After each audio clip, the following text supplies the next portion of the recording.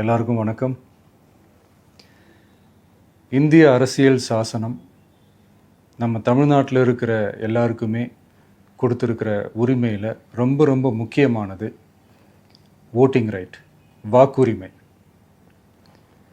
ஒரு மனுஷன் உயிரோடு இருக்கான்றதுக்கு அடையாளமாக இருக்கிறதுல அவனோட ஓட்டுரிமை ரொம்ப முக்கியம். அதனால தான் voting is not only our right but also our life. ஒரு முக்கியமான விஷயத்தை பற்றி இப்போ நான் உங்ககிட்ட ஷேர் பண்ண போகிறேன். இது நான் ஃபஸ்ட்டு கேள்விப்பட்ட உடனே எனக்கே ரொம்ப ஷாக்கிங்காக தான் இருந்தது. இப்போ நான் பேசிகிட்டு இருக்கிற இந்த நேரத்தில் தமிழ்நாட்டில் இருக்கிற நம்ம யாருக்குமே ஓட்டு போடுற உரிமையே இல்லைன்னு சொன்னால் நம்புவீங்களா? நான் நீங்கள் உட்பட யாருக்குமே அது இல்லை. நான் பயமுறுத்துறேன்னு நினைக்காதீங்க, அதுதான் நிஜமும் கூட. கொஞ்சம் ஏமாந்தால் நம்மளை மாதிரியே இன்னும் லட்சக்கணக்கான பேருக்கும் இதே நிலைமை தான். ஓட்டு போடுற அந்த உரிமையே இல்லாத மாதிரி ஒரு நிலைமை வந்தாலும் வரலாம். இதுக்கு மெயின் ரீசன் அந்த எஸ்ஐஆர், ஸ்பெஷல் இன்டென்சிவ் ரிவிஷன், சிறப்பு தீவிர திருத்தம். இப்போது இந்த எஸ்ஐஆர் நம்ம தமிழ்நாட்டில் எப்படி ஒர்க் ஆக போகுது? கடந்த ஜனவரி மாதம் எடுத்த அந்த கணக்கெடுப்பில் 6,36,00,000 வாக்காளர்கள் நம்ம தமிழ்நாட்டில் இருக்கிறாங்க. ஆனால் அவங்க யாருக்குமே இந்த ஓட்டு போடுற உரிமையே இல்லை. அந்த பிஎல்ஓன்னு சொல்லுவாங்க, பூத் லெவல் ஆஃபீஸர்ஸ், வாக்குச்சாவடி நிலை அலுவலர். அவங்க தான் வீடு வீடாக போய் அந்த ஃபார்மை கொடுப்பாங்க. அதை நம்ம ஃபில்அப் பண்ணி கொடுக்கணும். அதை தேர்தல் ஆணையம் அதை எடுத்துகிட்டு போய் அதை ஸ்க்ரூட்டினைஸ் பண்ணி அது எல்லாமே கரெக்டாக இருக்கான்னு செக் பண்ணி பார்த்ததுக்கப்புறம் அந்த வாக்காளர் பட்டியலை வெளியிடுவாங்க. அந்த வாக்காளர் பட்டியலில் நம்ம பேர் இருக்கணும், அப்போ தான் நம்மளால் ஓட்டு போட முடியும். அந்த புது பட்டியல் வர்ற வரைக்கும் நம்ம வாக்காளர்களான்றது அது உறுதியே செய்ய முடியாது. இன்கேஸ் அந்த புது பட்டியலில் நம்ம பேர் இல்லைன்னா அது ஒரு தனி ப்ராசஸ், அது ஒரு தனி ஃபார்ம், அது ஒரு தனி கிளைம்ன்ற மாதிரி அது ஒரு வேறு வேலை.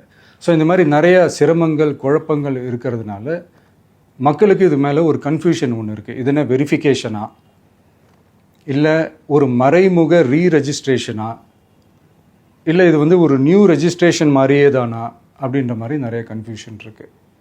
அவங்க செய்ய வேண்டியதெல்லாம் ஒன்றே ஒன்று தான். இந்த மாதிரி வீடு வீடாக போய் அந்த என்யூமரேஷன் ஃபார்ம் நம்ம ஃபில்அப் பண்ணி கொடுக்கும்போது அதுக்கான அக்னாலேஜ்மெண்ட்டை அந்த பிஎல்ஓ அந்த ஆஃபீஸர்கிட்ட இருந்து நீங்கள் வாங்கிக்கணும். அது ரொம்ப ரொம்ப முக்கியம். இது நான் சொல்கிறது வாக்காளர் பட்டியலில் ஆல்ரெடி உங்கள் பேர் இருக்கிறவங்களுக்கு நான் சொல்கிறேன். இப்போ புது வாக்காளர்கள், ஃபஸ்ட் டைம் ஓட்டர்ஸ், அவங்களுக்கு ஃபார்ம் 6ன்னு ஒன்று இருக்குது. அதை நீங்கள் ஃபில்அப் பண்ணி நீங்கள் உங்கள் ஏரியாவில் இருக்கிற சம்மந்தப்பட்ட அந்த உங்கள் அலுவலகத்தில் நீங்கள் டைரெக்டாகவும் சப்மிட் பண்ணலாம், இல்லை நீங்கள் ஆன்லைன்லேயும் சப்மிட் பண்ணலாம். அப்படி ஆன்லைனில் நீங்கள் சப்மிட் பண்ணிங்கன்னா அதுக்கான ஸ்க்ரீன்ஷாட்டை எடுத்து வச்சுக்கோங்க.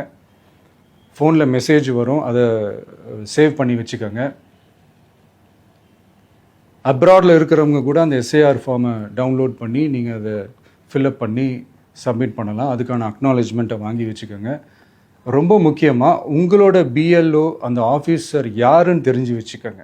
இந்த தேர்தல் ஆணையம் அந்த வெப்சைட்டில் போனீங்கன்னா அந்த பர்டிகுலர் பிஎல்ஓ ஆஃபீஸரோட ஃபோன் நம்பர் கூட நீங்கள் எடுத்து வச்சுக்கலாம். இன்கேஸ் உங்களை யாரையும் ரீச் பண்ணலை இல்லை உங்களுக்கு அந்த ஃபார்ம் கிடைக்கல அப்படின்னா நீங்கள் அவரை காண்டாக்ட் பண்ணி அந்த ஃபார்மை வாங்கி நீங்கள் ஃபில்அப் பண்ணி நீங்கள் சப்மிட் பண்ணலாம். ரொம்ப முக்கியமாக அதுக்கான அக்னாலேஜ்மெண்ட்டை வாங்கி வச்சுக்கோங்க.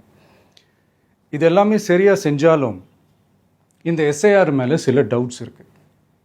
அது என்னென்னா, இந்த 6,36,00,000 வாக்காளர்களுக்கு ஒருத்தர் விடாமல் இந்த ஒரே மாதத்துக்குள்ளே எப்படி எல்லாருக்குமே அந்த ஃபார்ம் போய் ரீச் ஆகும்? ஒன்று. ரெண்டாவது, நீங்கள் வரும்போது வீட்டை பூட்டிட்டு வேலைக்கு போயிட்டு என்ன பண்ணுறது? இப்போ நீங்கள் வருவீங்கன்றதுக்காக வேலையெல்லாம் விட்டுட்டு வீட்டுக்குள்ளேயே உட்காந்துட்ருக்கணுமா? ஸோ இதில் மெயினாக பாதிக்கப்பட போகிறது உழைக்கிற மக்கள், ஏழைகள், வேலைக்கு போகிற பெண்கள். இவங்களுக்கு யார் கரெக்டான அந்த பதில் சொல்ல போகிறது? ஒரு நியாயமான எஸ்ஐஆர்னால் என்ன நடக்கணும்? இப்போது இறந்து போனவங்கள மார்க் பண்ணி அதுலேருந்து டிலீட் பண்ணணும். இப்போ போலி வாக்காளர்கள் இருந்தாங்கன்னா அவங்கள மார்க் பண்ணி டிலீட் பண்ணணும். இப்போ ஆல்ரெடி ஓட்டு இருக்கிறவங்களுக்கு எதுக்கு இந்த ரெஜிஸ்ட்ரேஷன் என்ற பேரில் இவ்வளவு குழப்பங்கள் அப்படின்றது தான் இங்கே கேள்வி. இப்போ புதுசாக வர வாக்காளர்களையோ இல்லை ஓட்டு இல்லாதவங்களையோ சேர்த்தா பத்தாதா? இப்போ ரீசெண்டாக நடந்த இப்போ எலெக்ஷன் 2021, 24 எப்படி எல்லாருமே ஓட்டு போட்டோம்? அதில் ஓட்டு போட்டவங்க கூட இப்போ புதுசாக ரெஜிஸ்டர் பண்ணணும்னா அது ஏன் அந்த கன்ஃபியூஷன் அப்படின்றதான் நாங்கள் கேட்குறோம். அதனால தான் நாங்கள் எஸ்ஐஆரை எதிர்க்கிறோம். இப்போ புதுசாக சில கம்ப்ளைண்ட்ஸ்லாம் வர ஆரம்பிக்குது. அது என்னென்னா முக்கியமாக நம்மளுடைய டிவிகே தோழர்களுக்கு அந்த ஃபார்ம் கிடைக்க மாட்டேங்குது, கொடுக்க மாட்டேன்றாங்க அப்படின்ற சில கம்ப்ளைண்ட்ஸ். இது யார் பண்ணுறாங்க அப்படின்றது நான் தான் சொல்லி தெரிய வேணும்னு ஒன்றும் அவசியம் இல்லை உங்களுக்கு. இப்போ இருக்கிற ஆட்சியாளர்கள் அவங்களுக்கு கைப்பாவையாக இருக்கக்கூடிய சில பேர் இதை செய்ய ஸ்டார்ட் பண்ணியிருக்கிறாங்க. அதனால் மைடியர் வர்ச்சுவல் வாரியர்ஸ், இதை சாதாரணமாக எடுத்துக்காதீங்க. இது எல்லாருக்குமே அந்த ஃபார்ம் போய் ரீச் ஆகணும். இதில் ரொம்ப உறுதியாக இருங்க. அதையும் மீறி உங்களுக்கு அந்த ஃபார்ம் கிடைக்கலன்னா இருக்கவே இருக்கும் ஆன்லைன். தேர்தல் ஆணையம் அந்த வெப்சைட்டில் போய் அந்த ஃபார்மை டவுன்லோட் பண்ணி நீங்கள் ஃபில்அப் பண்ணி சப்மிட் பண்ணலாம். உங்கள் வீட்டில் இருக்கிறவங்களுக்கு நீங்கள் செஞ்சு கொடுங்க, பக்கத்து வீட்டில் இருக்கிறவங்களுக்கு செஞ்சு கொடுங்க, தெரிஞ்சவங்களுக்கு, தெரியாதவங்களுக்கு, பழகினவங்களுக்கு, பழகாதவங்களுக்கு எல்லாருக்குமே நீங்கள் தயவு செஞ்சு கொடுங்க.